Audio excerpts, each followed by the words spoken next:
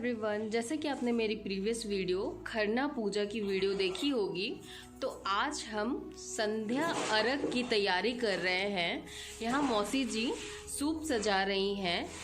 इसी सूप की पूजा की जाती है और संध्या आरती हम सूर्य देव को जल अर्पित करके संपन्न करते हैं।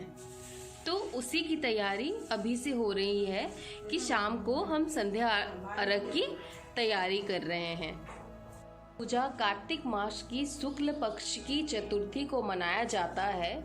इसका महत्व काफ़ी ज़्यादा है।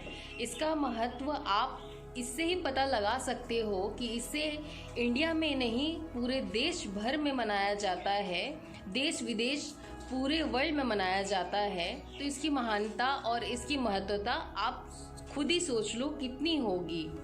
इस पर्व में आपको सात्विक का ध्यान रखना पड़ता है। आपको शुद्ध पवित्र होना बहुत ज़रूरी है।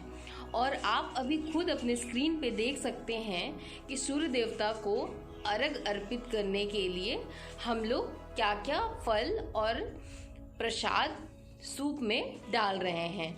ये सूप बांस से बना होता है। आपको मैं आगे दिखाऊंगी कि सूप के अंदर क्या क्या प्रसाद हैं। आप देख सकते हैं कि मौसी जी और मम्मी जी दोनों जन मिलके सारे सूप पे प्रसाद चढ़ा रही हैं कि हम सूर्य देवता को ये सब अर्पित कर पाए और छठी माँ को।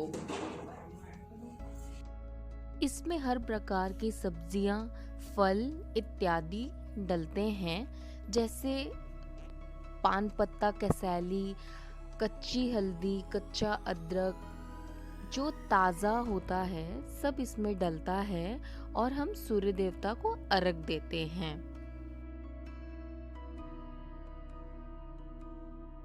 मम्मी जी दिया धो रही हैं। हम हर एक सूप पे 2 दिया, 2 घी का दिया प्रज्वलित करेंगे और संध्या अर्घ करेंगे। हम 2 अर्घ करते हैं।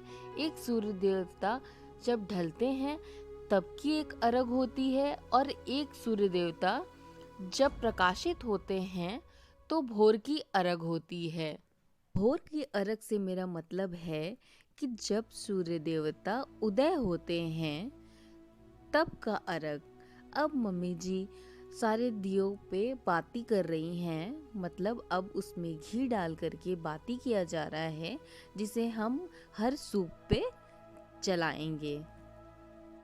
छठ पूजा में सूर्य देव और उनकी लाडली बहन छठी माई की पूजा की जाती है।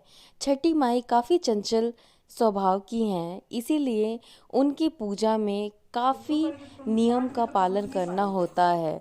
इनकी पूजा में कुछ भी गड़बड़ी से वो क्रोधित हो सकती हैं, इसीलिए ब्रह्मचार्य का पालन करें।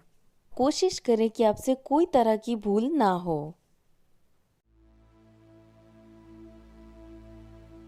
हो चुकी है, शाम की अर्घ चालू हो चुकी है। अब मम्मी जी पानी में आ चुकी हैं।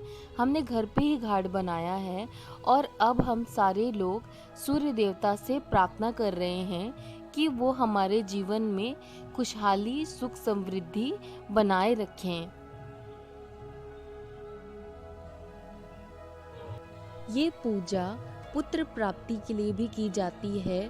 जो दाम्पत्य निसंतान हैं वो भी ये व्रत कर सकते हैं, उन्हें जल्द ही पुत्र की प्राप्ति होती है।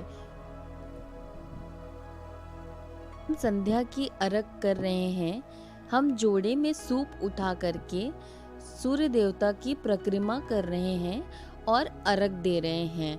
अर्घ देने से ये मतलब है कि जो लोटे में दूध और जल कुछ भी आप सूर्य देवता को अर्पित कर रहे हैं। जैसा कि आप देख सकते हैं मेरे मौसा जी अभी सूर्य देवता को अर्घ दे रहे हैं। संध्या अर्घ हो चुका है। अब हम सुबह के अर्घ की तैयारी करेंगे और सुबह का अर्घ सुबह 5 बजे से होगा, जो मैं आपको अब दिखाऊंगी कि हम सुबह का अर्घ कैसे करेंगे।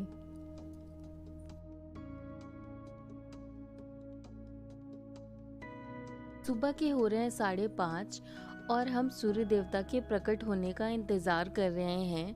हम 4:30 बजे से बैठे हैं कि सूर्य देवता हमें कब अपना दर्शन देंगे। इस उपवास में 2 दिन निर्जल उपवास किया जाता है। ये काफ़ी कठिन उपवास होता है और जो भी इसे करता है उसे फल ज़रूर मिलता है।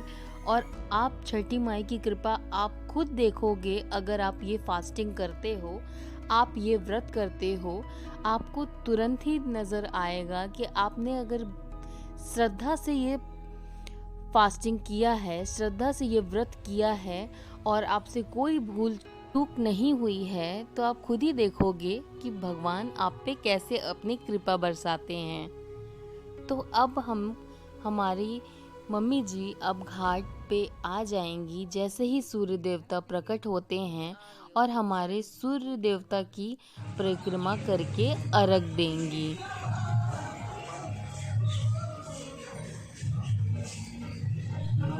सूर्य देवता अभी तक नहीं निकले हैं, उन्होंने अपना दर्शन अभी तक नहीं दिया है। वो काफ़ी परीक्षा लेते हैं आपकी इस दिन और हमें जितनी बेसब्री होती है उनकी पूजन करने को, वो उतना ही समय लगाते हैं इस दिन।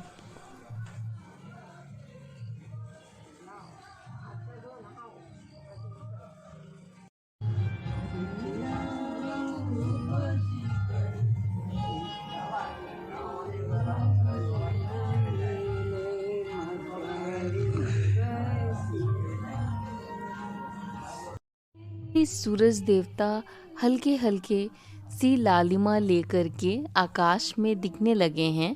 तो मम्मी जी घाट में आ चुकी हैं और अब हम भोर की अर्घ करेंगे। सुबह की अर्घ होने लगी है। आप देख सकते हैं जैसा कि शाम की अर्घ होती है वैसे ही हम सेकेंड डे भी वैसे ही सूप सजा करके नए फलों के साथ, नए प्रसाद के साथ दूसरे दिन की भी अर्घ करते हैं, भोर की अर्घ करते हैं।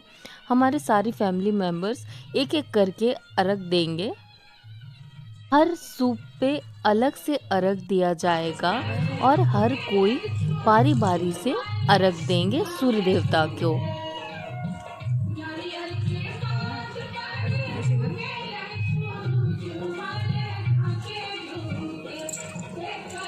घर के सारे लोग बारी बारी से दूध जल से अर्घ दे रहे हैं।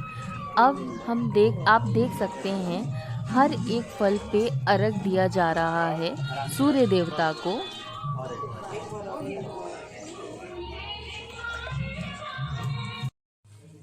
सारे सूप पे अर्घ होने के बाद अब हम हवन की तैयारी कर रहे हैं। हवन होने के बाद हमारी पूजा संपन्न हो जाएगी। तो ये हवन जिसने उपवास किया है, जिसने ये व्रत किया है, सबसे पहले वो करेंगी। उसके बाद सारे घर के लोग साथ मिलकर के हवन करेंगे। मम्मी जी हवन कर ली हैं, अब हम सारे लोग हवन करेंगे। इस हवन में आम की सूखी लकड़ियाँ, सकील, घी, ये सब चीज़ होता है। होने के बाद पूजा संपन्न हो जाती है। इसके बाद जिन्होंने फास्टिंग किया है वो सबको सिंदूर लगाएंगी और सिंदूर लगा करके सबको खोइचा बांधेंगी। खोइचा प्रसाद देना होता है। पूजा संपन्न हो चुकी है और अब देख सकते हो मैं मम्मी जी के पैर धो करके पुण्य कमा रही हूँ। ऐसा बोला जाता है जो घाट से पूजा करके आते हैं उनका पैर धोने से आपको थोड़ा पुण्य आपको भी मिलता है, तो आप उनकी सेवा ज़रूर करें। ये रहा गंगा घाट। छठ पूजा का नियम है बहते पानी में पूजा करना, जिससे हम पवित्र हो जाते हैं। नदी किनारे कुछ परेशानियों के चलते, जैसे कि आप लोग जानते हैं कोरोना काल भी आके गुजर चुका है, तो हम घर पे भी पूजा कर सकते हैं। इसे 2 तरह से किया जाता है, या आप घर पे घाट बना के पूजा करें या आप नदी किनारे करें। तो आई होप हालात जैसे सुधरते हैं तो फिर से वैसी रौनक आएगी और हम अपने नियम अनुसार गंगा घाट पे पूजा कर पाएंगे। आई होप मेरी ये वीडियो आपके लिए कुछ हेल्पफुल होगी। तो keep watching my video, stay tune, bye bye.